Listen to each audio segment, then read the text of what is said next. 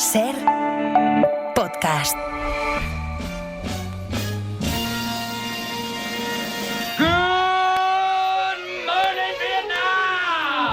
He visto cosas que vosotros no creeríais. El mundo se divide en dos categorías: los que tienen revólver cargado y los que cavan. Tú cavas. ¡Ah! ¡Soy un hombre! Bueno, nadie es perfecto. Está usted intentando seducirme. Le haré una oferta que no rechazará. Sayonara, baby. Nunca os habéis cruzado con alguien a quien no deberíais haber puteado. Ese soy yo.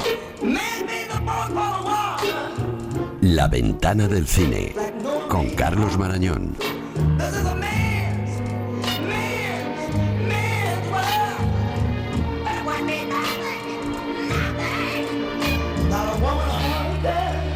En los estudios de Radio Barcelona está el director de Cinemanía, Carlos Marañón. Carlos, buenas tardes. Hola Marta, buenas tardes, ¿qué tal estás? Muy bien, ¿y tú? Bien, fenomenal. Qué Aquí alegría unos días saludarnos, qué bien, sí, qué bien. ¿cuánto tiempo? Oye, ¿están siendo unas semanas buenas, muy buenas o excelentes para la taquilla española? Buenísimas, para el cine en general, para la española y para toda, porque da gusto ver que la gente vuelve al cine, cualquiera que sea la excusa para ver películas españolas, ya sabemos, ¿no? El gran debate, Torrente, Almodóvar, Santiago Segura, fantástico, ambas opciones son perfectamente disfrutables, ¿no? Para cada una, para un público probablemente, o incluso para, bueno, gente también que pueda ver las dos, por supuesto. Pero también hay más películas y también están funcionando muy bien, así que, oye, a ver si da un subidón esto. Venga, y vamos a hablar de ellas. Ahora vamos a hablar de los estrenos que llegan hoy, esta semana, por la Semana Santa a la cartelera, pero antes hay una película que llegó la semana pasada a las salas y que está siendo todo un fenómeno. Please state your name. Ryland Grace. I spoke up from a coma. I'm several light years from my apartment. And I'm not an astronaut. I'm not an astronaut. I'm not an astronaut.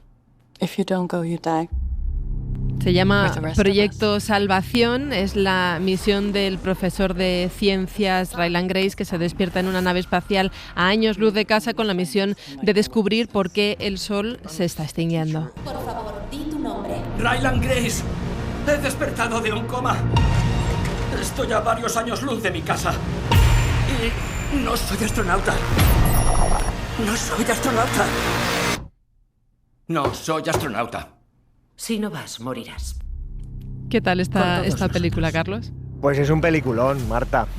Es un peliculón que recoge, en mi opinión, y yo soy hijo de esa generación, recoge muy bien el espíritu del cine de los 80, el cine, digamos, sobre todo en la parte de ciencia ficción, ¿no? La parte de Amblin, el cine de Spielberg. Tiene mucho que ver con ET también, un poco adaptada a los tiempos, ¿no? Porque me da la sensación que hoy en día la ciencia también tiene un peso un poquito más importante que no solo el sentimiento que llenaba aquellas películas, y entonces hay también una especie de envoltorio científico que bueno, que al que le guste mucho, perfecto, y al que se pierda un poco, ¿no? Que puede ser también, pues bueno, sirve también para darle un poco de color, pero sobre todo es una película muy emocionante, que va mucho a eso, a los sentimientos, que habla de un hombre que se ve metido en una grandísima aventura que le supera por todos los lados. Hay un personaje que es una científica, que es Sandra Hüller, bueno, del gobierno de los gobiernos, digamos, y luego hay pues otro personaje que aparece, ¿no? que provoca un cambio en la mentalidad y en este personaje, en este astronauta que queda perdido en el espacio, ¿no? Y este hombre es Ryan Gosling, al que yo creo que muchos le acusaban de que estaba falto de carisma, ¿eh? Fíjate que ¿sí? Yo creo que es un actor al que se le ha dicho muchas veces que ponía un poco cara de cemento. Acuérdate de aquella película Drive, ¿no? Que era un tío ahí muy hierático, muy por el que no le pasaba nada. Y La La Land, incluso, ¿no? Claro, en La La Land también se le acusaba un poco también de ser un poco el menos, digamos, actor, o el menos, digamos, que se dejaba llevar incluso por el baile, pero yo creo que es un actorazo. y en esta película, si alguno quedaba, le faltaba por convencer, que tiene carisma, tiene un carisma absoluto. Y el toque de comedia que tiene esta película, que tiene un toque de comedia muy potente, hay que recordar que el autor del libro en el que está basado es el mismo que aquella Marte, de Martian, aquella película de Ridley Scott con Matt Damon, que tenía un argumento, bueno, no parecido porque era perdido en Marte en vez de en el espacio, pero sí que es verdad que es una película súper disfrutable para todos los públicos, y ya sabes que yo hago la prueba con mis hijos y les ha gustado también, y que merece mucho la pena. Y a mí llámame rebuscada, pero el estreno en estos días no es casual, ¿no? En una industria donde no dan puntadas sin hilo. No, claro, días festivos, días que tenemos mucho más tiempo libre, mucho más tiempo para dedicar. Y con el lanzamiento de la misión Artemis 2 en unas pocas horas. Incluso te diré que ese envoltorio científico del que te hablo tiene que ver también con un poco ver de dónde sacamos patrones nuevos para obtener energía, ¿no? Que no sea, en este caso es el sol el que se apaga, el sol se muere en la película, ¿no? Pero abre la vía a que haya nuevas formas de combustibles no tan naturales o no tan, digamos, los que estamos acostumbrados, y ahora que hay guerra en Irán, pues fíjate, ¿no? En la reflexión y qué cara está la gasolina, pues hay cómo sacar combustible de otros sitios, ¿no? De sitios casi extraterrestres, así que no está nada mal, no está nada mal. De verdad que es una película. Este tema, además, el tema Sign of the Times de Harry Styles, está muy bien metido en la película, la banda sonora es sensacional, así que yo creo que es muy disfrutable, ¿eh? Un poco de E.T., un poco de La Llegada, aquella película de Amy Adams, y los directores son los directores de la Lego película, para que también el público más infantil entienda. Aquella era una película que era para todos los públicos, maravillosa, la Lego película, pero que son directores que han pasado por Marvel, que han pasado por Spider-Man, por diversos tipos de película, que hace que esté muy cuidada y que la verdad que es muy recomendable. Primera recomendación de la semana, Proyecto Salvación. Ahora sí, vamos con los estrenos. Yeah.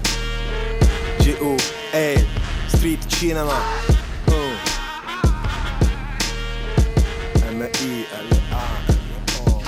Mi auguri così tanto di morire all'inferno.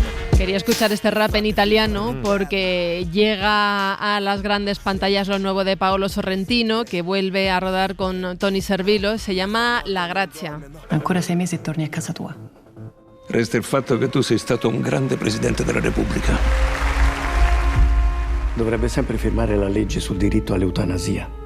Cuenta la historia de Mariano De Santis, que es un presidente ficticio de la República Italiana, que en sus últimos meses en el cargo debate si debe legalizar la eutanasia antes de que finalice su mandato. En 6 meses podrás volver a casa. Lo que está claro es que has sido un buen presidente de la República. Aún tiene que firmar la ley de regulación de la eutanasia. ¿La firmará? Firmar esa ley requiere un valor que tú no tienes. Si no la firmo, soy un torturador. Si la firmo, soy un asesino. Te he enviado 2 solicitudes de indulto. Si le concedo el indulto, la opinión pública me descuartizará.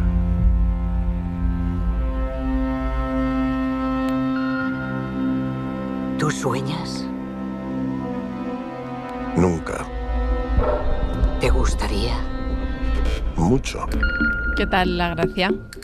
Bueno, yo te diría que si tenemos un cliché con Paolo Sorrentino, deberíamos quitárnoslo inmediatamente. ¿Ah, sí? ¿No? Es verdad que nos suena mucho, yo creo porque su gran película, quizá la más conocida, es La Gran Belleza, y después ha tenido películas como la anterior, Partenopé, en las que parecía que era un italiano alegre, un italiano, bueno, que le gustaba mucho el vino, las mujeres, Nápoles, el sur, ¿no? Esa especie de Italia luminosa, un poco machista, un poco, ¿no? Cosificadora de la mujer, pero Paolo Sorrentino es mucho más que eso. Paolo Sorrentino tiene una carrera de muchos años y tiene un tipo de cine que va por ese lado, un poco de reivindicación de esa Italia luminosa, de ese Nápoles, de un poco de su historia personal incluso, y luego tiene una parte de su carrera completamente diferente, diría incluso que oscura, política que remite a otros temas, donde prácticamente no hay humor, no hay luz, hay muchas dudas, hay muchos personajes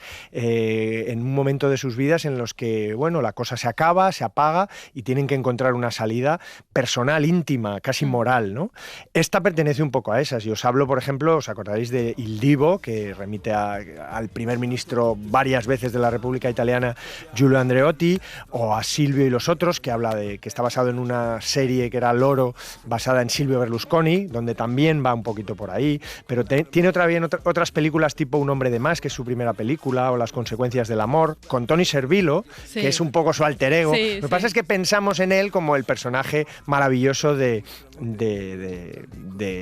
su película La gran belleza, ¿no? Y esto no tiene nada que ver. Este es un presidente de la República, es una película sin humor, es una película casi brusca, oscura, metida en el Palacio de Interiores, casi metida en el Palacio del Quirinale, por cierto, muy bonito verlo desde dentro y conocerlo perfectamente. No tiene ni siquiera, dentro de lo que es la historia de un presidente, no hay nada de erótica del poder, para entendernos, lo ha perdido completamente. Es contenido, es un Paolo Sorrentino, el otro Paolo Sorrentino, ¿no? Y Tony Servillo está maravilloso, sí, es una película en donde él siempre lo da todo, pero es cara de... Este sí, no Ryan Gosling, sí Tony Servillo, aquí cara de hormigón armado toda la película, un hombre con muchos problemas, intimidades que van saliendo y que, bueno, la verdad es que es una película más compleja, más difícil. Yo creo que es una película ya para muy cafeteros, no es para el gran público que siga a Sorrentino. A mí me ha gustado, pero porque sí que conozco esa otra parte de su cine, más político, más moral, más íntimo y más oscuro. Bueno, también está esa otra cara de Sorrentino, yo tengo muchas ganas de verla. La Grazia se llama. Vamos a un estreno de cine español, Laponia.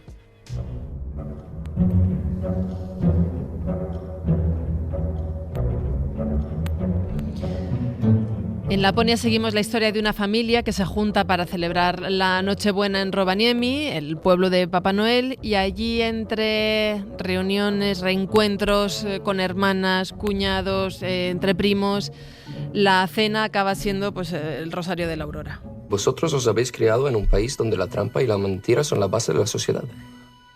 Lo que ha pasado hoy, por ejemplo, responde perfectamente a este patrón. Mira, Olavi, yo podría estar gritando muchísimo esta noche. Sí, es que eso también es muy vuestro.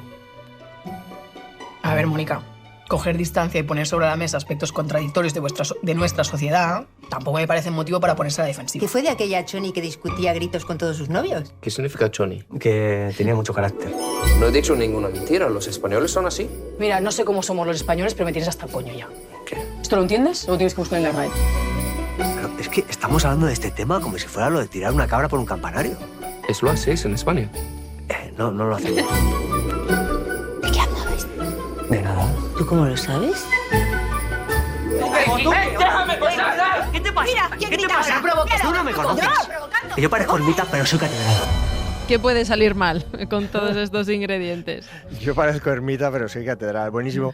Julia López, muy divertido. Pues vamos a buscar, vamos a decir, terceras Españas, ¿no? No solo de Torrente, Santiago Segura y no solo de Almodóvar, vivimos.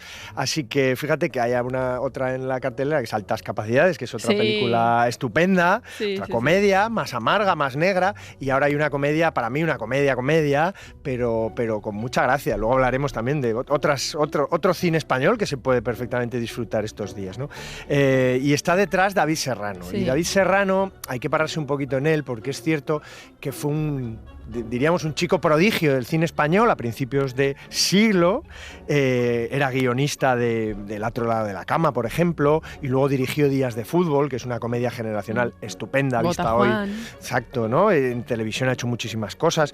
Pero se dio, por un momento, dejó el cine, se apartó un poquito y se dedicó con gran éxito de crítica y público, sobre todo al teatro y al teatro musical. Él es el responsable, digamos, de que la reactivación construcción de la Gran Vía como un escenario de teatro musical, ¿no? Con el teatro de Hoy no me puedo levantar, el musical de Mecano, Más de 100 mentiras, el musical de Sabina, y a él esos los ha escrito y los ha dirigido él, pero además ha dirigido un montón de musicales que han tenido un éxito tremendo, como The Book of Mormon, por ejemplo. Él es el director, además, de esos musicales que vienen de Estados Unidos y los adapta a nuestro gusto. Entonces ha estado un poquito apartado del cine hasta que hace un par o 3 de años dirigió la película de Hombres G, Voy a pasármelo bien, que es muy divertida, muy para pasárselo bien, y ahora vuelve adaptando esta obra de teatro, Laponia, que, bueno, reúne en un escenario pequeño, a pesar de que es en Laponia, en una casa, a diversos personajes, un matrimonio de finlandés y española y un matrimonio español, ¿no? Que son familia,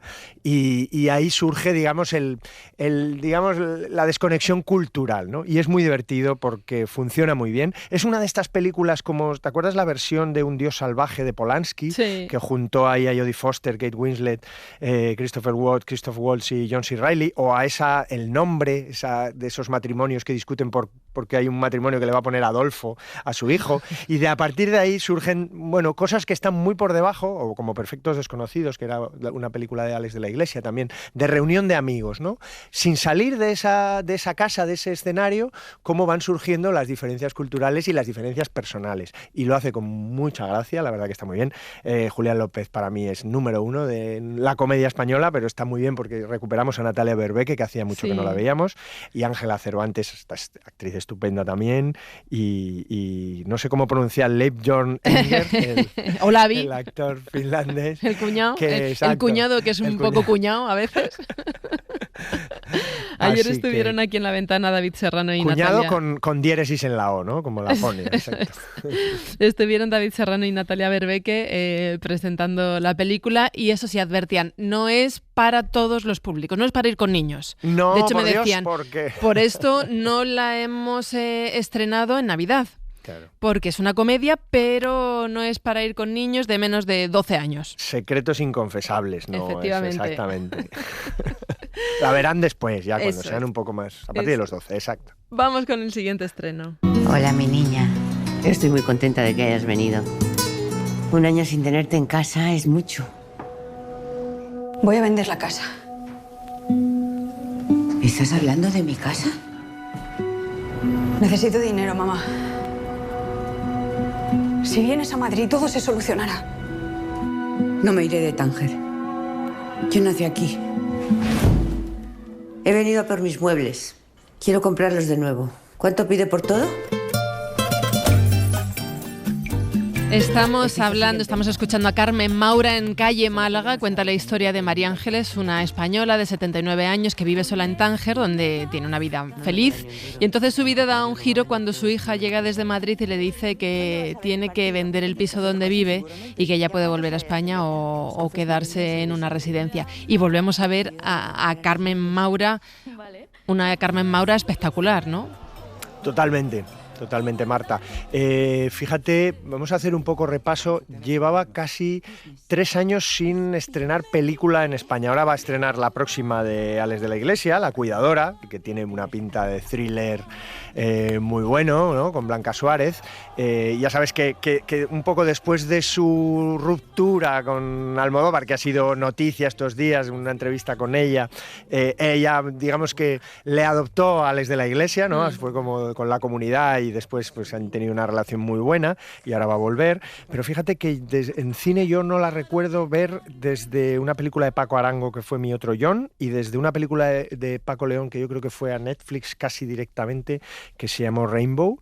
Ha hecho cine en Argentina, ha hecho un par de películas y ha hecho series, es verdad, ha hecho series, o sea, ha estado trabajando, pero en cine no ha habido ninguna película además que la tuviera ella como protagonista, ¿no? Y yo creo que venía siendo hora porque creo que cualquier fotograma en el que aparece Carmen Maura crece inmediatamente, ¿no? Esta es una película para un público adulto, digamos que es una película para el público que va entre semana al cine normalmente, permite que el cine esa rueda siga girando entre semana, ¿no? Sin los grandes ruidos de los grandes estrenos y de las películas, digamos, más comerciales. Está dirigida por Marian Touzani, que es una actriz, es una directora que proviene del Tánger, digamos, más español, porque viene de una familia que salió de España con la Guerra Civil, Isabel, la directora, y que dirigió una película que se llamaba El Caftán Azul, que estaba muy bien también, de mujeres, un poco en esa zona de Marruecos, ¿no? Donde no solo la vida es complicada a veces, sino también ser mujer a veces tiene un plus, ¿no? En ese contexto.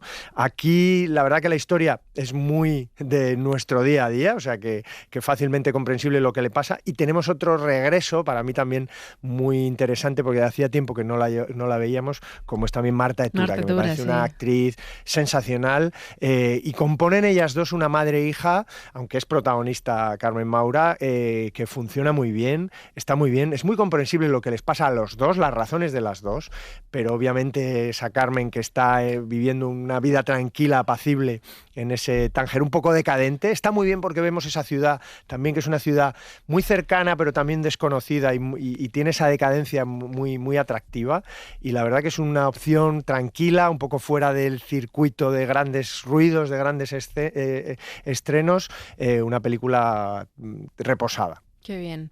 Pues Calle Málaga también se puede ver en cines. Y ahora...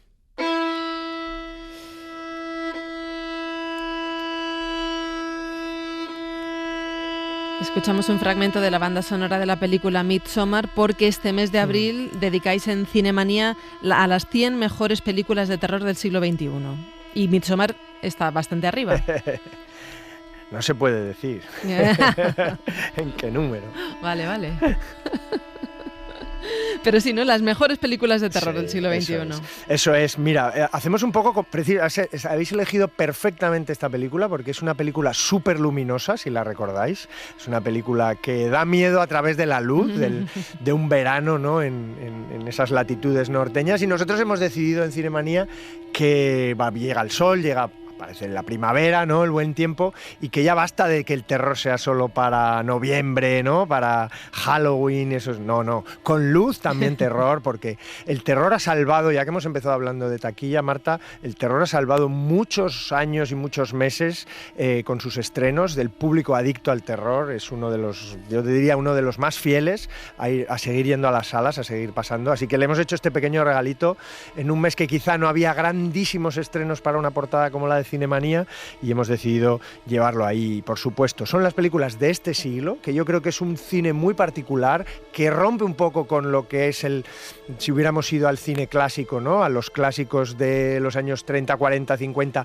y después al cine del fin del siglo XX, y que, por supuesto, van a encontrar películas que estamos casi viendo, van a encontrar Shyamalan, van a encontrar a Jon Bong-joon, van a algún encontrar... título español también. Por supuesto también, claro que sí, hombre, ese REC que es una maravilla internacional, no solo digamos a nivel nacional. A nivel nacional. Sí, es verdad. Carlos Marañón, director de Cinemanía, muchísimas gracias por este ratito en la ventana. Muy bien, Marta, un beso. Abrazo. Hoy no tengo ninguna duda de que vivimos en una simulación.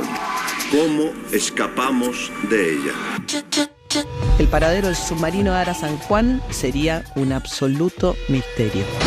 Cuando uno llega a una cárcel, uno tiene que hacer un check-in, como si fuera un hotel. No solo incluye las 3 comidas, sino que también incluye un servicio de puñaladas y violaciones.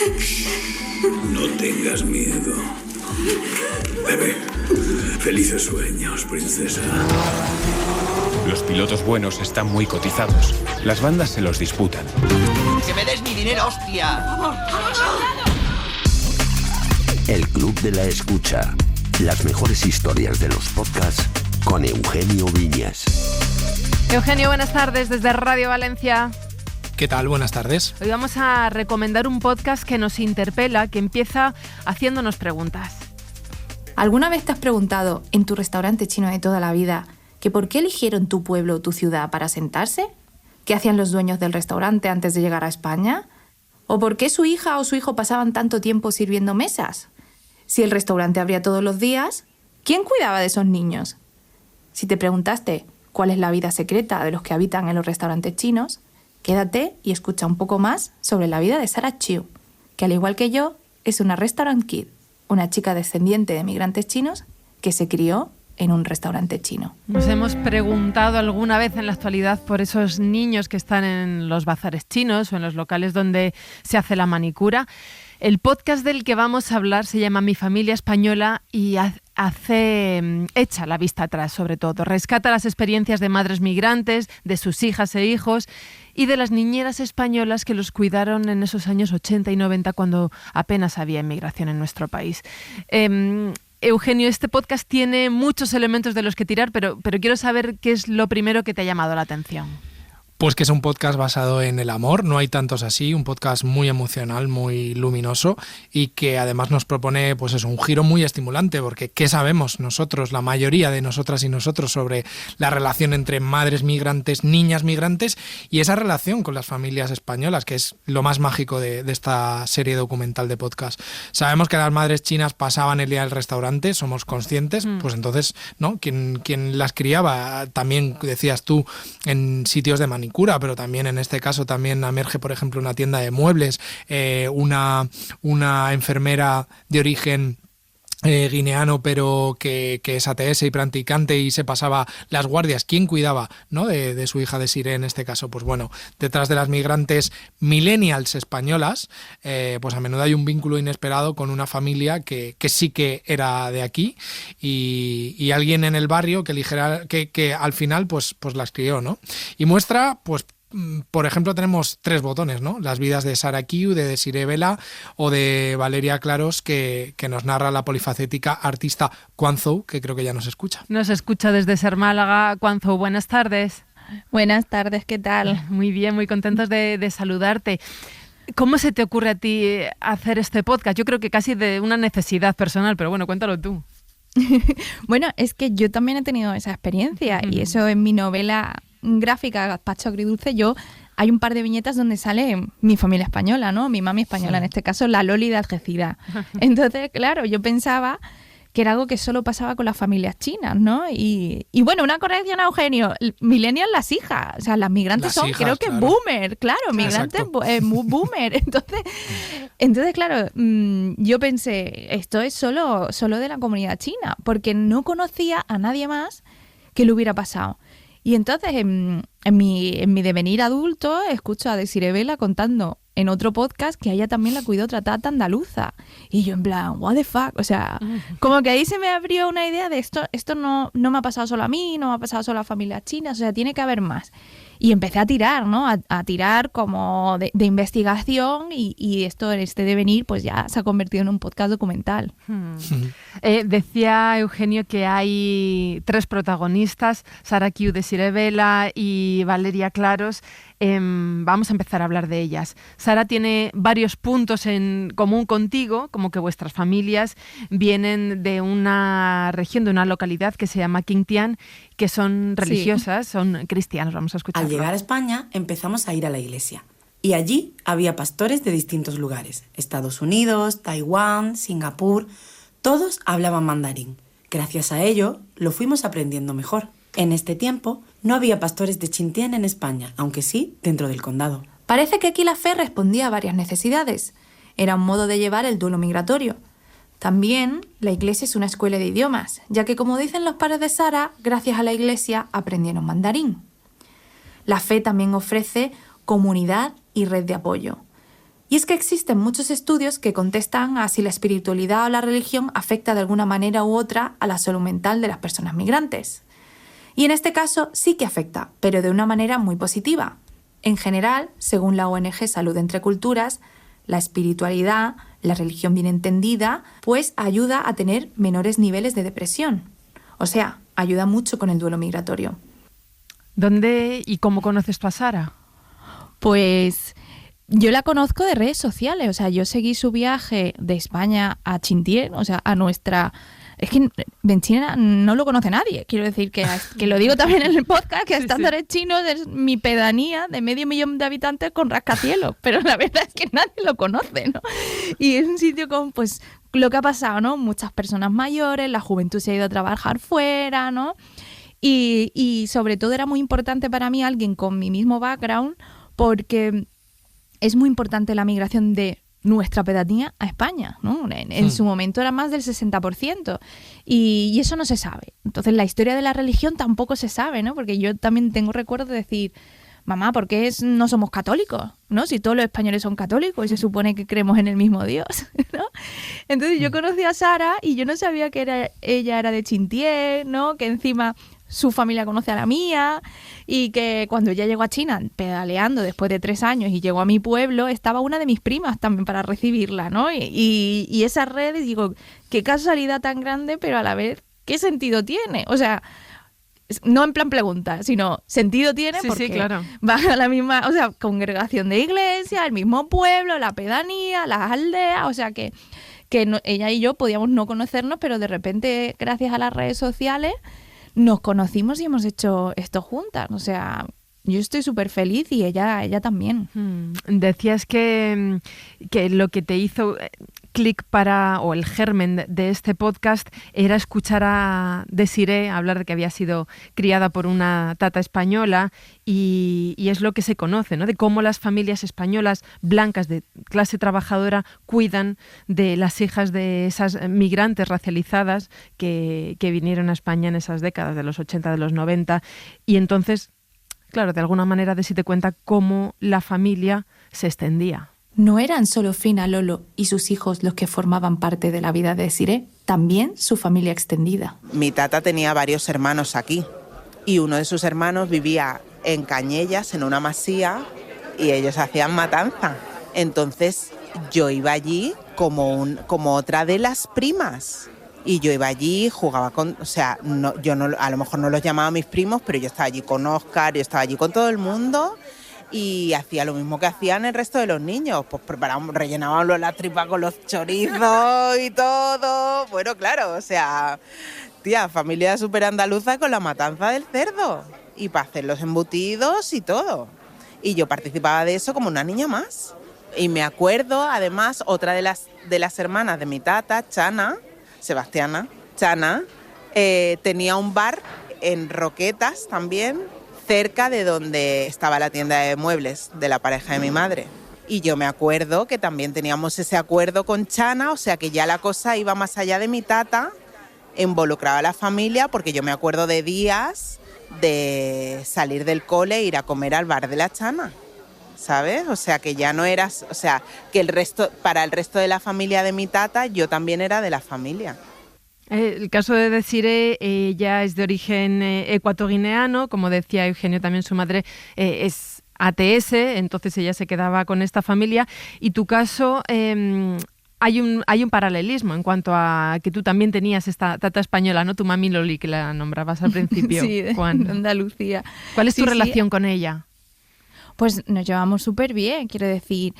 A posteriori, cuando ya se ha lanzado el podcast y la gente la empieza a escuchar, me ha venido esta reflexión de que quizás la gente piensa que es muy común que los 80 y 90 pasara esto y que todos de repente eran nuestra familia española, ¿no? Y nos llevamos bien y nos queremos, pero no es común.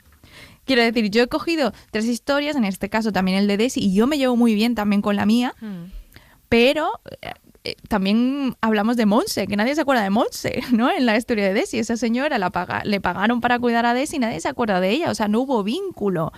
Y dije, estas historias son muy especiales porque no todas las tatas, no todas las niñeras establecen ese vínculo como para llamarte familia, como para que te introduzcan en su familia extendida, o sea, que estas historias de verdad son muy valiosas porque han existido y porque siguen existiendo a día de hoy, pero no quiere decir que... Es que encima hay mucho salvadorismo blanco, ¿no? De voy a cuidarte, voy a salvarte, porque tú no sabes, pobrecita niña de origen exótico. Y muchas veces pasa eso, ¿no?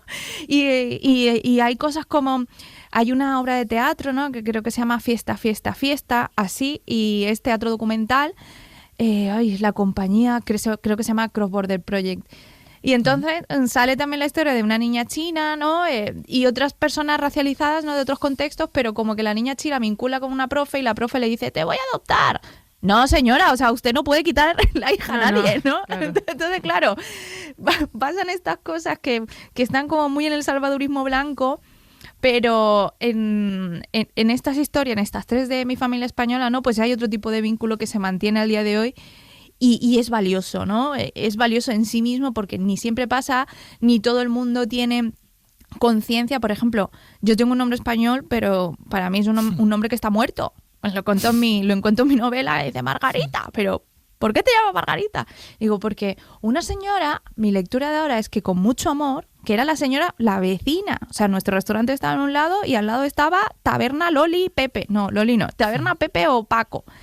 Y la dueña decidió que yo me llamaría como ella. Entonces me dijo, te cambia el nombre, tal. Y mi tata, o sea, mi Loli me dijo, no sabes la rabia que me dio, nosotros jamás te hemos cambiado el nombre. Y vino esa señora y te lo cambió porque quiso, ¿no? Entonces dije, ay, con mucho amor también se roban identidades, ¿no? Entonces, a posteriori ya, cuando ya hemos grabado, yo ya he masticado horas y horas de ese guión y he hablado con las protagonistas horas y horas y horas, ¿no? Dije, vaya, que me di cuenta de eso, ¿no? De que nuestras historias realmente, pues, en este momento, por eso decía Eugenio también lo del amor, me ha gustado mucho, y lo de lo luminoso, ¿no? Porque de verdad es así, ¿no? Y también ha sido mi objetivo como directora el tratar de preservar ese amor y esa historia a lo largo del tiempo, ¿no? Porque también digo la memoria histórica, que es la memoria histórica, ¿no? La mía también merece ser preservada. Las niñas racializadas, que hoy somos mujeres, cuando somos viejecitas, pues me gustaría volver a escuchar esto, ¿no? Y decir, esta también es nuestra memoria, en esa España en la que no había nadie más como nosotras, o casi nadie, ¿no? Porque los números, o sea, yo me metí ahí a mirar los números del INE en la investigación. También lo hablaba con Paloma Chen, ¿no? Que me estuvo ayudando con la investigación. Y claro, sacamos unos factos y decían, de verdad, es que creces asimilada. Porque no hay nadie más como tú y eso no pasa ahora, ¿no? Entonces, bueno, ha traído muchas cosas buenas a nivel personal, ¿no? De tú reflexionar sobre tu historia, dije... Y todo empezó escuchando a Desi. O sea, Desi en otro podcast. Eugenio. Ha salido el nombre de Paloma Chen, mencionas a Desiree Vela, que es una auténtica referente del activismo y de la reivindicación precisamente de esto que reivindica con tanto amor y tanta luz tu podcast. Pero todas las que pasáis por este podcast sois mujeres con una historia de vida fuerte y sobre todo, y es por lo que te voy a preguntar, muy expresivas también, pues todas os expresáis en redes sociales, en tu caso a través de la novela gráfica y de otras expresiones, porque en tu caso son varias. Todas sois como muy creadoras, todas tenéis una facilidad para exhibiros o para exponeros, muy fuerte. Y yo tengo una inquietud súper personal, Juan, que tenía ganas de preguntarte. ¿Cómo lleváis, o cómo llevas tú directamente, para que respondas en primera persona, la ausencia de personas racializadas en los medios de comunicación a estas alturas de vuestra generación? Porque yo, millennial como tú, pues aquí estoy, ¿no? Pero yo noto como una... No sé, me parece como... No sé si es un elefante en mitad de la habitación. No sé qué puede estar ocurriendo como para que en pleno 2026, pues digamos que sigáis encontrando esos espacios de exhibición por vuestra cuenta, es decir, publicando a través del arte, por supuesto, a través de la cultura, pero en medios de comunicación nada de nada. Bueno, o sea, yo aquí puedo dar mi speech y me quedo sola. Yo tal, después, después de... o sea, imagínate, mi libro Gazpacho se publicó en 2015, ya llevo 11 o 12 años de carrera, ¿no? Y tras 11 o 12 años he visto que quien sigue arriba sigue teniendo un mismo tono de piel, unos mismos apellidos y una edad tirando al alza, ¿no? Entonces estas personas de edades tirando al alza, sin ser yo edadista ni nada de esas cosas, creo que su percepción del mundo es que la gente de distinto color de piel o de distinto fenotipo es muy bonito delante de las cámaras, pero que no hace falta detrás. Porque si no, ¿dónde están los guionistas? ¿Dónde están las guionistas? ¿Dónde está la jefa de redacción? ¿Dónde está la jefa de radio? ¿Dónde está la primera host de un programa como este que sea racializada? Y no porque sea racializada, quiero decir, ¿no? Sino porque tenga talento, tenga un punto de vista que se le escuche dentro de las redacciones, porque eso no puede pasar, ¿no? O que se entienda que el feminismo, por ejemplo, nos incluye a todas y que hablar del tema racial y la interseccionalidad no es quitarle o morder al feminismo, sino es que, ¿qué pasa? Que yo no soy una mujer. Entonces, no lo llevamos bien. O sea, para levantar este podcast, y me han hecho ghosting y han dicho, sí, bueno, pues no interesa. O sea, que pues al final te buscas tú un hueco, ¿no? Y para mí ha sido la subvención de ayuda del ministerio, ¿no? La subvención de ayuda al podcast y videojuego en 2025, y esto es una producción indie, independiente, ¿no? Porque parece que mendigas espacio, y yo no mendigo, ¿no? Soy parte de esta sociedad, debería tener también parte en la cultura, en la creación, en los medios de comunicación, ¿no? Y no porque tenga una cara bonita, sino porque habéis escuchado mi podcast, o sea, no soy tonta. Sí.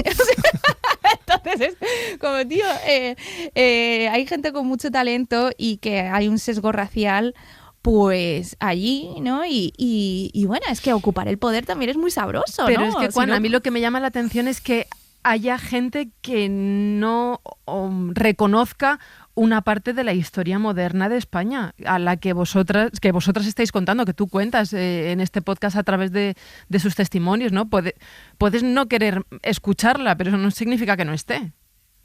Sí, pero es que yo creo que es muy fácil mirar a otro lado, ¿no? Ya, pero ¿para qué te voy a...? Sí, o sea, que yo estoy totalmente de acuerdo. Quiero decir, yo he llorado mucho esto, lo he pasado muy mal, he pensado, o sea, porque esto te da mucho síndrome de la impostora. Si te cierran las puertas todo el rato, ¿el problema soy yo o el problema eres tú?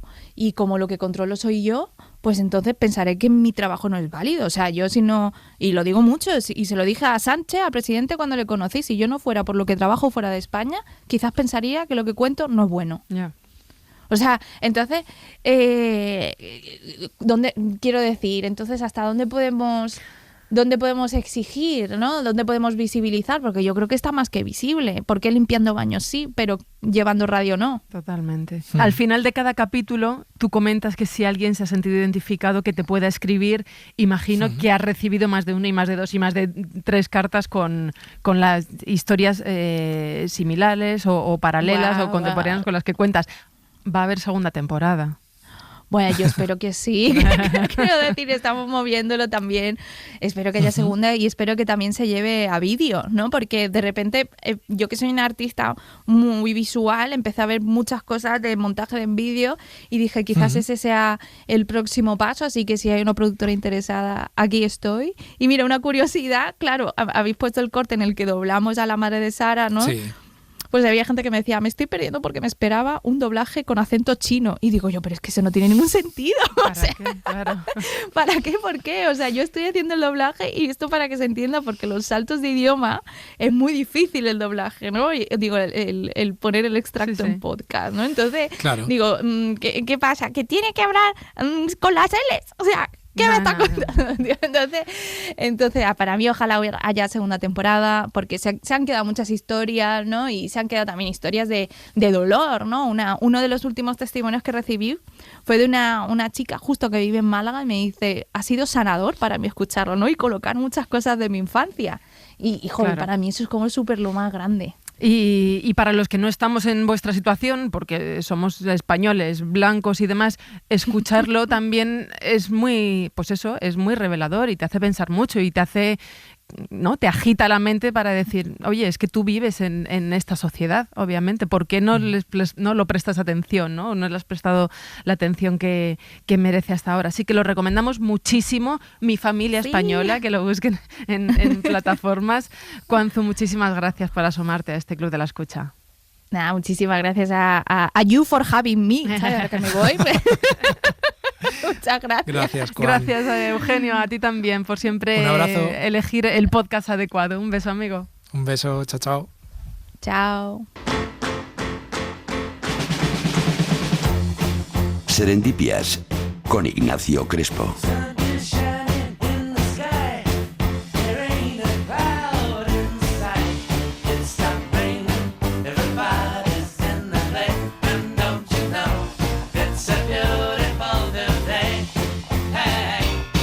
Estamos haciendo durante toda esta semana un recorrido por los experimentos que han cambiado nuestra forma de entender el mundo con el director del programa de Ciencia de la SER, Serendipias, Ignacio Crespo. Buenas tardes. Buenas tardes, ¿qué tal? ¿Cómo estás? Hemos hecho física, hemos hecho química. Hoy toca biología. Toca biología. Toca todas mis asignaturas de primero de bachiller. Claro, hay que ir repasando una a una. Yo creo que a filosofía en sí no llegaremos, pero tenemos Pero la dejamos pendiente, Eso porque sí. filosofía y ciencia Sí, nos parece que están en las antípodas, pero van muy, muy de la mano. Bueno, entonces, ¿por dónde tiramos hoy? Pues mira, yo creo que podemos empezar, aprovechando que en algún momento de mi vida decidí estudiar medicina, que es lo que hice, pues vamos a aprovechar eso y vamos a hablar del momento en el que descubrimos que las enfermedades en realidad no estaban producidas por humores ni cosas extrañas, sino por microorganismos. Para eso tenemos que retrotraernos bastante, volver al 1665, cuando Robert Hooke publicó un tratado llamado Micrografía, que recomiendo que todos los oyentes busquen en Google porque tiene unos dibujos preciosos de todo lo que empezó a ver a través de pequeñas lentes. En aquel momento se puso de moda hacer lentes cada vez más pulidas y claro, ahí está la ibris humana que quiere llevarlo siempre un poco más allá y decir, vale, puedo ver cosas pequeñitas, pero puedo ver aún más pequeñitas, puedo hacer mejores lentes y mejores, hasta que llegó a ponerlo en un corcho de planta, ¿no? Del corcho, y vio las pequeñas células hexagonales que estaban formando ese tejido. Ese fue el primer paso.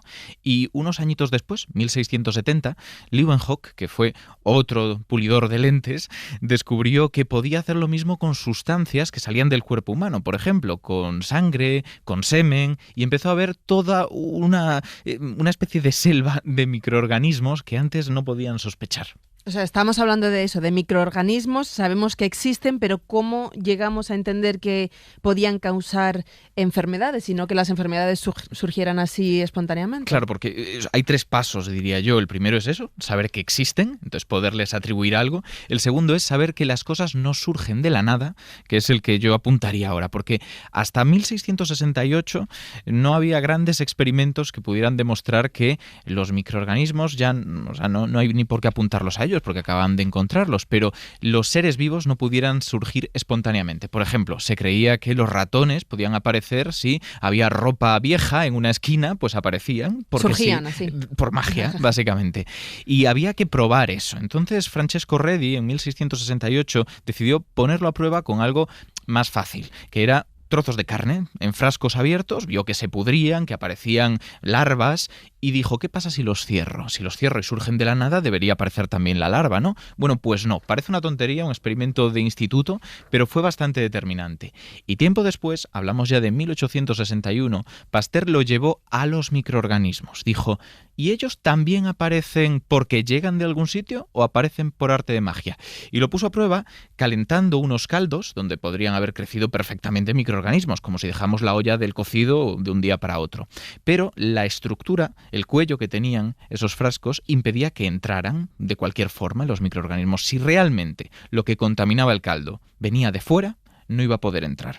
Y consiguió demostrar esto, consiguió demostrar que por mucho que dejara ahí el frasco un tiempo, no se ponía malo, a no ser que lo inclinara de una manera adecuada. Entonces, ¿esto qué es lo que significó? Que ya conocíamos los microorganismos y sabían que, fuera lo que fuera, que echaba a perder las sustancias, venía de fuera, tenía que ser algo trazable.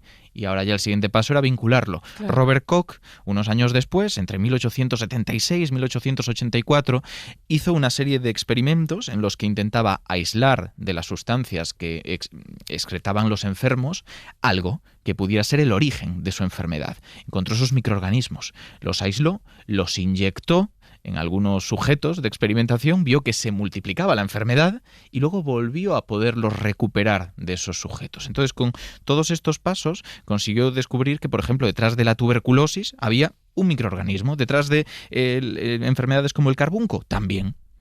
Y sin embargo, en este movimiento de desinformación donde dan pábulo a los negacionistas, ¿no? ¿Cómo se explican esto? Que incluso lo decías tú antes, ¿no? Que hay enfermedades que no dependen de microorganismos, sino de emociones, por ejemplo. Pues esto es lo que dicen muchas veces, sí, y siguen negando. Por ejemplo, voy a poner uno de los casos más dramáticos, el virus del SIDA. El virus del SIDA sabemos perfectamente cómo es, sabemos cómo se comporta y fue determinante encontrarlo para poder poner a prueba los tratamientos, pero sigue habiendo algunos negacionistas que, como no han visto, y esto no es una reducción al absurdo, es literalmente lo que dicen, como no han visto con sus propios ojos cómo el virus infecta y produce los síntomas, no se creen la correlación. Por suerte, tenemos tratamientos buenísimos que están hechos para el microorganismo causante de las enfermedades que demuestran que funcionan y que demuestran que conocemos la causa.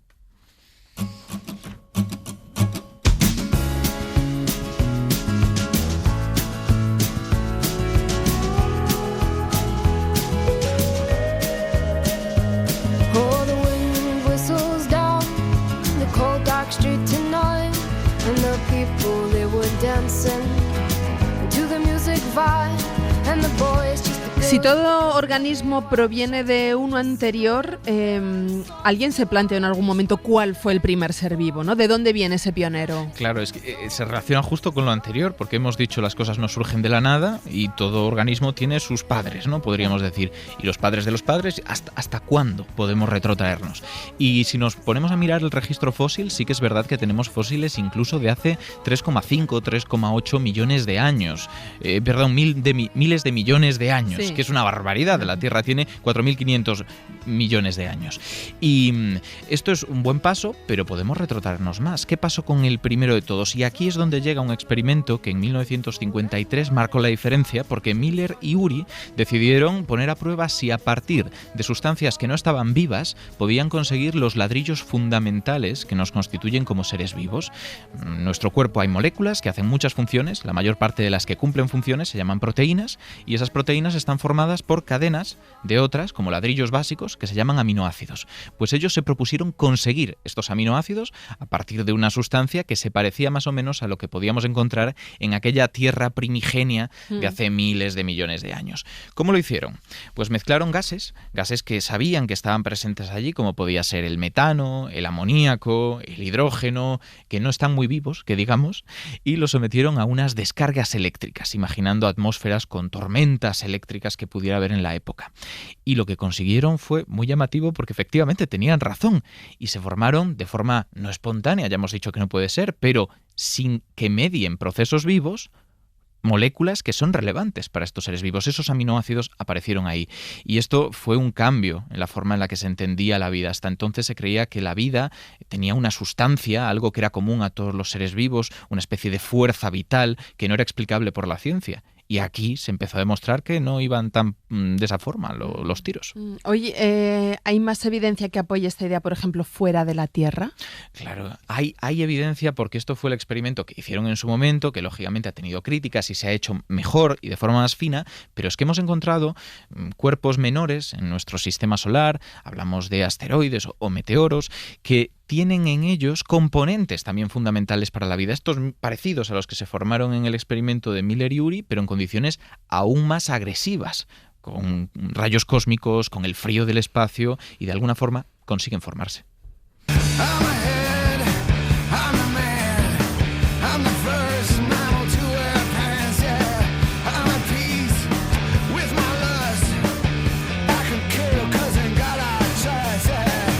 A ver, ya sabemos de dónde pudo venir la vida, pero claro, de ese primer microorganismo con vida hasta lo que somos ahora, hay toda una cadena de evolución. Se ha complicado la cosa, sí. Un poco, ¿no? Sí. Hablamos de eso, de evolución. Hablamos, hay que hablar de la evolución. El problema que he tenido es que, claro, yo quería elegir experimentos que hayan cambiado nuestra forma de ver el mundo. Y realmente Darwin, porque hay que hablar de él, no hizo un experimento como tal. Lo que hizo fue una cantidad enorme de observaciones súper minuciosas que demostraban que efectivamente había unos mecanismos en la naturaleza, por selección natural, por presión, que empujaban en una dirección u en otra a los organismos, seleccionando los que eran más aptos, sin que hubiera una elección consciente, ¿no?, de ningún tipo de ser vivo o de alma inmaterial o de cuestiones raras. Pero esto no es un experimento, así que he traído cosas que se hicieron tiempo después y que pusieron a prueba estas ideas, que la gente entienda que no es solo especulación. Sí, ni teorías sin probar. Eso es. Entonces, por ejemplo, en 1988, Richard Lenski decidió probar esto con lo que se llama microevolución, cambios pequeñitos y además en bacterias. Que, ojo, no es que aparezca un rinoceronte a partir de organismos previos, pero es bastante interesante. Y empezó a cultivarlas generación tras generación, apartando algunas de cada generación para ver cómo iban cambiando. Tras 31.000 generaciones, este es el motivo por el que se hace con bacterias y no con humanos, pues descubrió que aparecían propiedades que no estaban antes. Las bacterias eran capaces de procesar y alimentarse, vamos a decirlo así, de sustancias que antes no eran capaces de consumir. Y esto es un ejemplo de microevolución. Pero si te parece, hay otro que a mí me gusta mucho y es un poco anterior, no es tan evidente como aparecen estos cambios, que es de 1970. Es un experimento que hicieron los Grant, Peter y Rosemary Grant, con pinzones. que esto igual te suena porque Darwin ya estudiaba pinzones en su momento. Pues ellos decidieron ver cómo se correlacionaba el cambio en el aspecto de los pinzones que estaban estudiando con algunos aspectos de su entorno. Por ejemplo, descubrieron que cuando había sequías se seleccionaba, o sea, eran más exitosos y tenían más crías los pinzones con el pico más grande, porque eran capaces de romper semillas que antes pues, no era necesario complicarse la vida con ellas, pero ahora sí lo necesitaban. Y que al revés, cuando había más agua, más lluvias, los pinzones con el pico más fino tenían más éxito. Los motivos por los cuales pasaba esto son más complicados, pero era en esa dirección, que efectivamente había cambios que estaban relacionados con el ambiente y cómo empujaba que unos sean más exitosos que otros. Oye, igual es una tontería, pero estoy pensando en, por ejemplo, las razas de perros que hay, ¿no? ¿Esto podría ser un experimento de evolución? Podría ser no tanto de evolución natural, sino seleccionada, ¿no? Es una selección artificial que se suele llamar. Pero fíjate que por este tema, el de la domesticación, se han sacado conclusiones muy chulas sobre la evolución, porque la solemos vincular con cambios en el aspecto, pero también hay cuestiones de nuestro comportamiento que tienen relaciones con nuestros genes, nuestro metabolismo, con cuestiones biológicas que podemos trazar así. Y hay un experimento de Belayev, que siempre me cuesta pronunciarlo, de 1959, en el cual decidieron criar selectivamente zorros plateados. Los iban criando, que no son unos animales domésticos, pero seleccionando aquellos que tenían comportamientos más parecidos a lo que es propio de los perros. Más dóciles, ¿no? Exacto, más dóciles.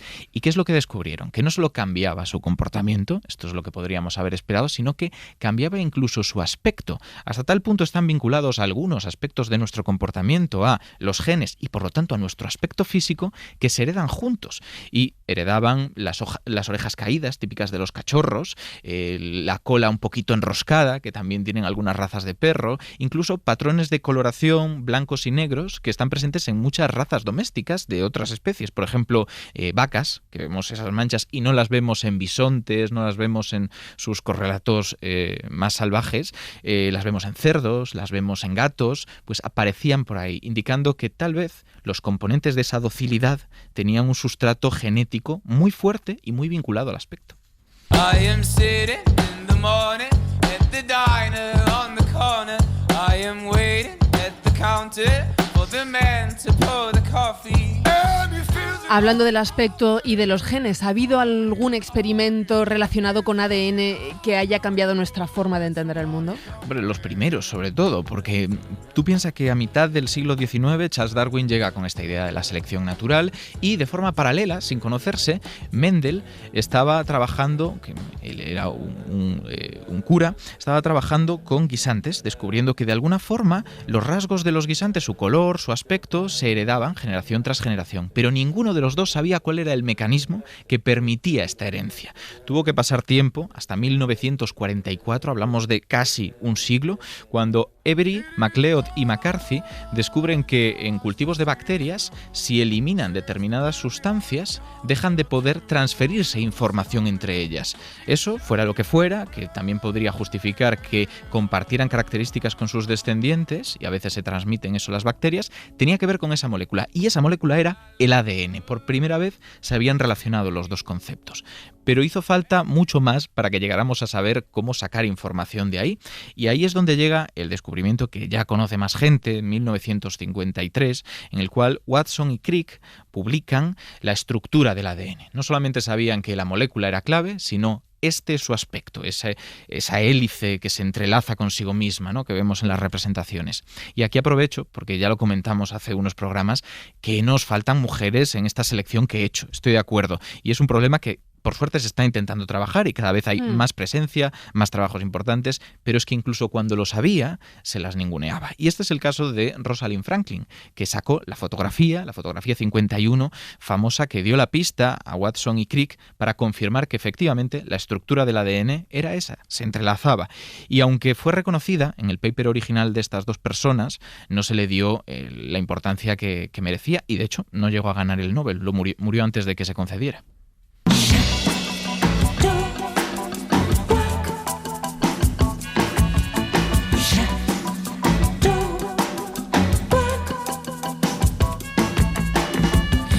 Ignacio Crespo, muchísimas gracias. A ti, un Mañana placer. repetimos. Un beso. La Ventana con Marta del Vado.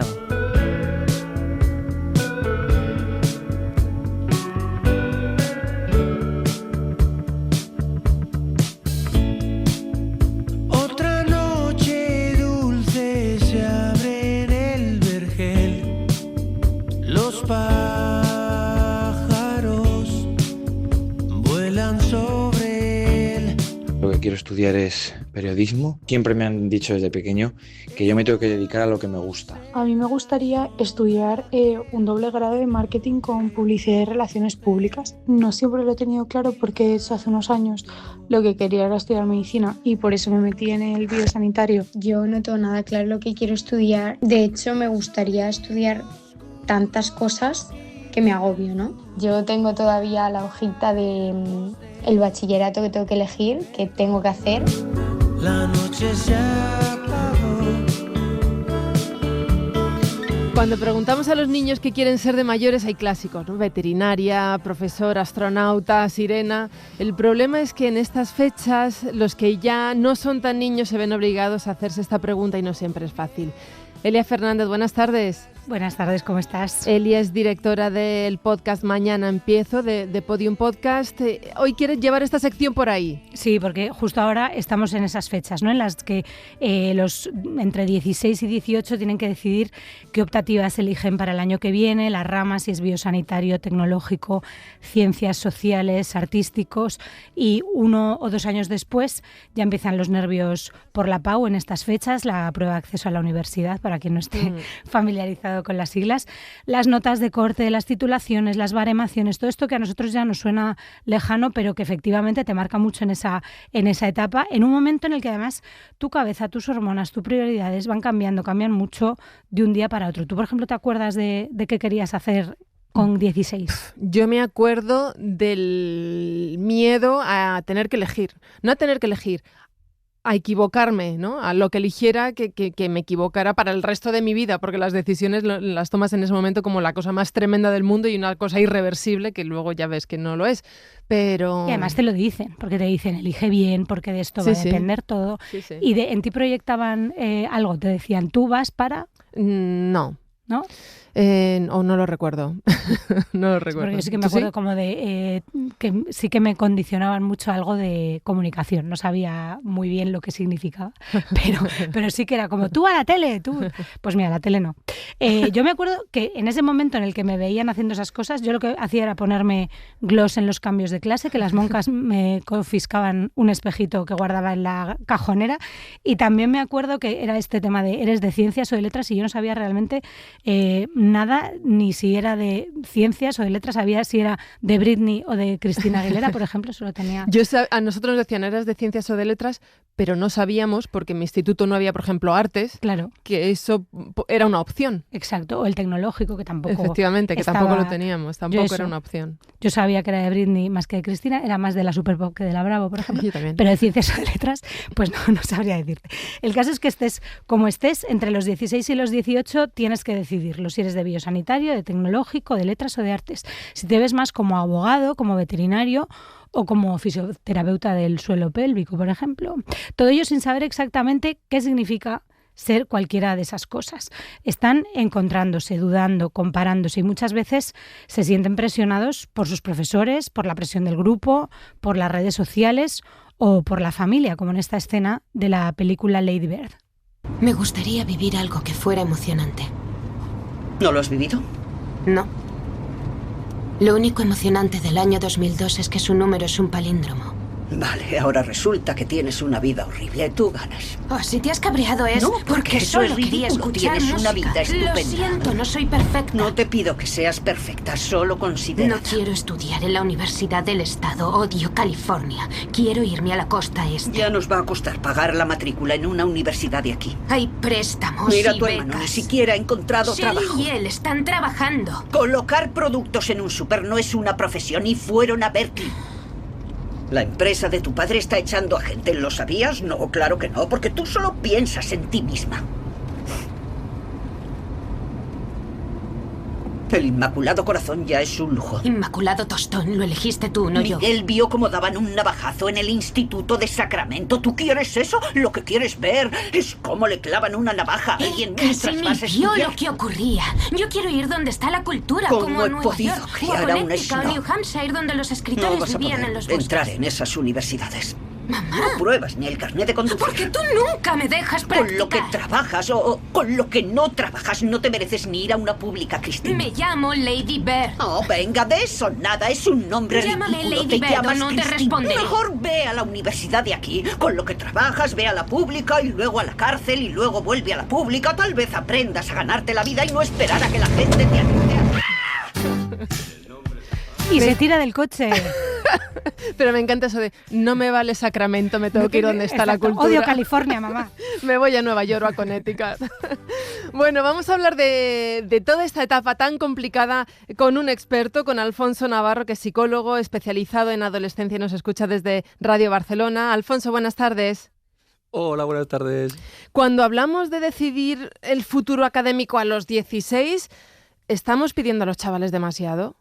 Estamos pidiendo algo muy ambicioso y efectivamente demasiadísimo. Sí. Yo creo que es un momento de pedirles, que elijan un poco qué experimento quieren hacer. ¿Cuál es su primer experimento académico? Porque es verdad que porque experimento suena a ensayo y error. Y así es, efectivamente, en la práctica. Muchos padres cuentan que sus hijos no saben, no se conocen, no están maduros y efectivamente lo normal entiendo que es no estarlo en ese momento, ¿no? A nivel cerebral, ¿cómo están los adolescentes en el momento en que toman estas decisiones? Bueno, claro, a nivel cerebral les queda mucho por ir madurando, les queda mucho por ir desarrollando. Hay muchas partes, ¿no? A nivel ya más técnico de la corteza que no están desarrolladas, etcétera. Pero además se les pide una cosa muy difícil, que es se les pide que anticipen por qué carrera luego van a llegar a lo que ellos consideran éxito, que no en todas las familias se considera éxito lo mismo. Entonces, claro, a veces pasión no viene con éxito económico, a veces creatividad no viene con éxito social. Entonces es una serie de variables prácticas y emocionales que el niño es imposible que lo anticipe, pero como si yo le pidiese a cualquier adulto ahora que haga un cambio, un giro radical en su carrera profesional, claro, y que anticipe qué le va a llevar al éxito. Exacto. Lo que pasa es que, mira, ahora me estoy acordando, a mí me gustaba mucho la historia y la filosofía y era como, vale, eso te gusta, pero es que no vas a poder vivir de eso. De semana, niña. Eso es. Entonces esto no es una carrera de verdad, del periodismo no se vive, la FP es para los que no valen para estudiar. ¿Cuánto les condicionan esos mensajes que muchas veces damos desde el amor más absoluto en las propias familias?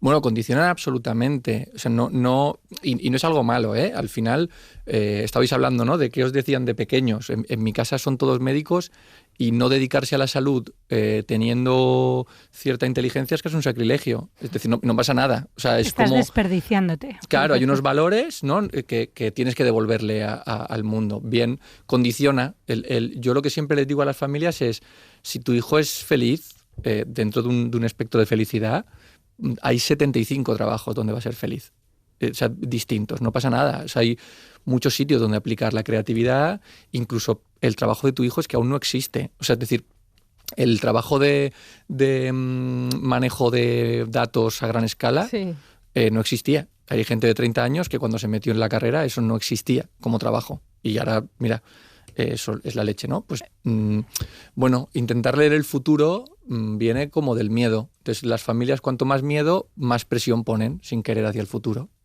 Ese miedo que a veces es a que no tengan un futuro digno, pero también muchas veces es a que repitan los errores que ellos cometieron. Que eso yo creo que ahí hay mucho de lo que te encontrarás en consulta, de proyección de miedos personales. Sí, absolutamente. De teorías, de miedos y teorías. Es decir, si a mí me hubiesen apretado, lo que hubiese sucedido, ¿no? Si a mí me hubiesen dicho, o si yo hubiese sabido, y el easy, ¿no?, acaba generando mucha carga. Hablamos de miedos y teorías que te encuentras en consulta de padres, pero ¿ellos qué te dicen, los chavales y las chicas?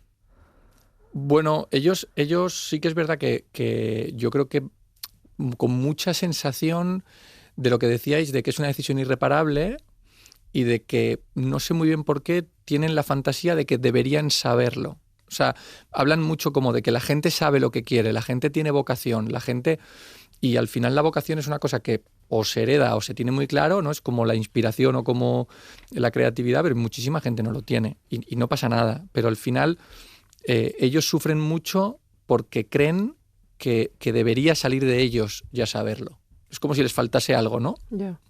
Sobre todo porque además yo pienso en gente que tiene claro que va a hacer. Antes hablas de medicina y la medicina, la proyección que tenemos de ella es lo que vemos en Anatomía de Grey.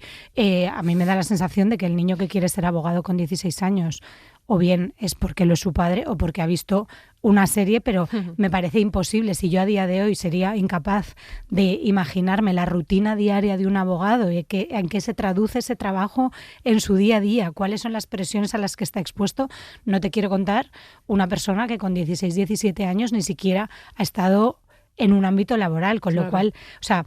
La idealización, exacto, ¿no? Es muy grande. Sí, hay un romanticismo que me parece muy... O sea, me parece muy bueno. Yo al final a todos los niños les digo que o a los adolescentes, que si no tienen claro, cojan ramas muy grandes y empiecen un camino muy grande para luego ir especializándose. Habrá gente que ha estudiado Derecho que termine en la radio, ¿no? Y habrá gente que ha ido pivotando simplemente por haber elegido carreras que les permiten, entre comillas, coger aire y ganar tiempo, ¿no? O sea, como pasará la prórroga. Porque luego ya encontrarán ese hilo que les guste. Normalmente también son personas, son adolescentes que están más centrados, lo que decís, en el miedo o en el no fracaso, que en la ilusión. No son intentadores, ¿no? No son tan valientes. Entonces se quedan muy paralizados. Sí, porque es verdad que son 2 años en los que tienen toda la presión del mundo para que cada decisión que toman está dirigida a el tiempo que dedican o no a estudiar, si están tomando o no las decisiones adecuadas y es verdad que lo viven con muchísima angustia la mayoría. Claro, y entrar en un baremo que me permitirá elegir plaza. Es decir, que encima es un baremo que igual el año pasado ingeniería era un 5, pero este año yo saco mi 5, ingeniería es un 11. O sea, que más o menos hay un mapa, ¿no? Y los colegios tienen un mapa, pero que ni siquiera es cierto que te puedan asegurar, que para mí eso también es una parte de la desilusión, que ni siquiera me puedes asegurar que mi esfuerzo va a venir con la recompensa que yo creo. Porque, o sea, no todo el que quiere ser médico puede ser médico y no pasa nada. O sea, es que eso no puede ser eso un problema. La gente no puede pensar que por yo elegir un rumbo tengo que llegar a mi rumbo. Claro.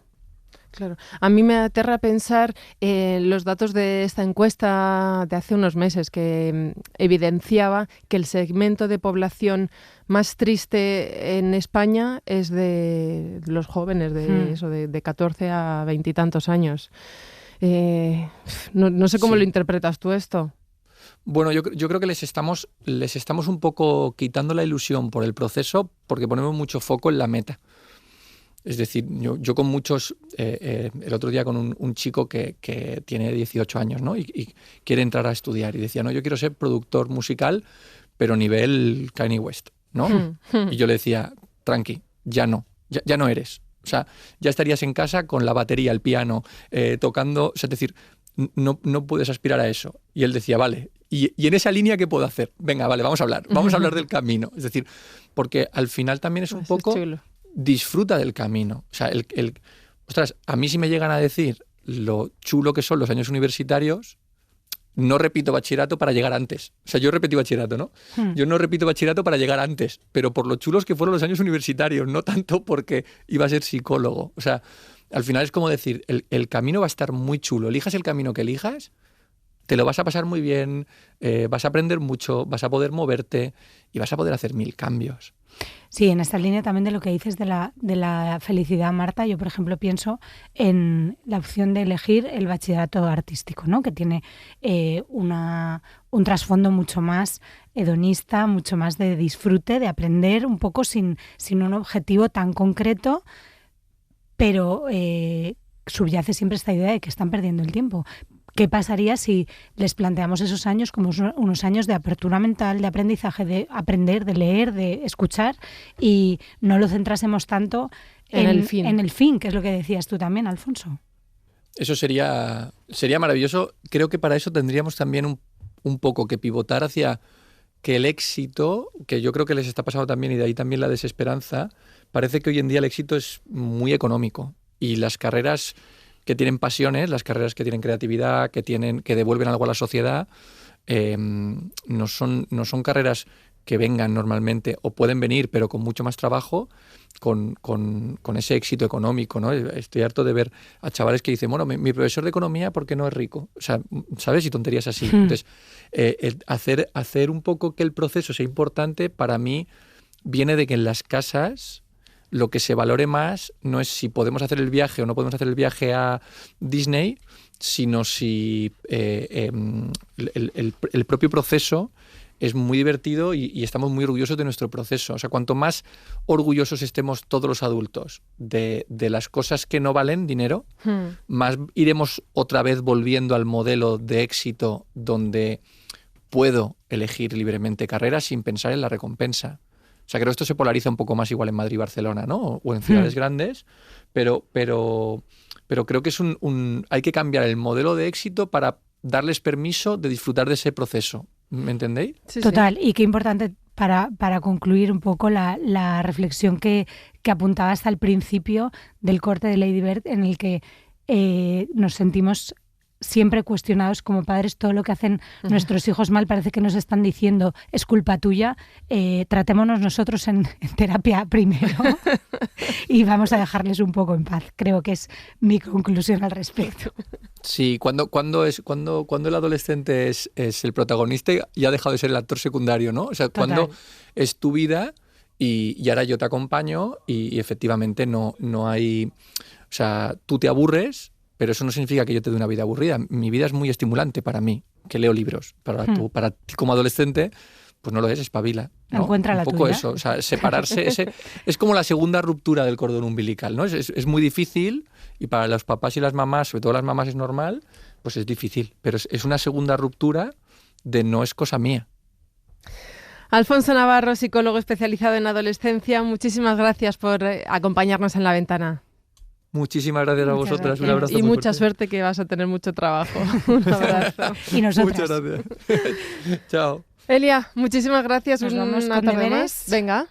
Y reflexionamos. Y tanto que sí. Un beso. Gracias.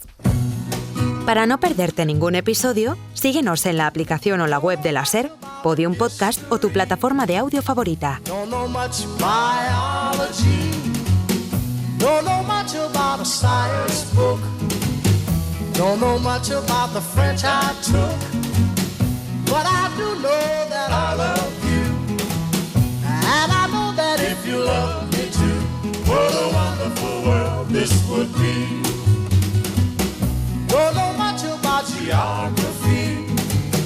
Don't know much trigonometry. Don't know much about algebra. Don't know what a sliding rule is for. But I do know 1 and 1 is 2. And if this one could be with you, what a wonderful world this would be. Now, I don't claim to be an A student, but I'm trying to be. For maybe by being an A student, baby, I can win your love for me. Don't know much about history. Don't know much biology. Don't know much about a science book. Don't know much about the French I took. But I do know that I love you. And I know that if you love me too, what a wonderful world this would be. La ta ta ta ta ta ta. History. Biology. Well, la ta ta ta ta ta ta ta. Science book.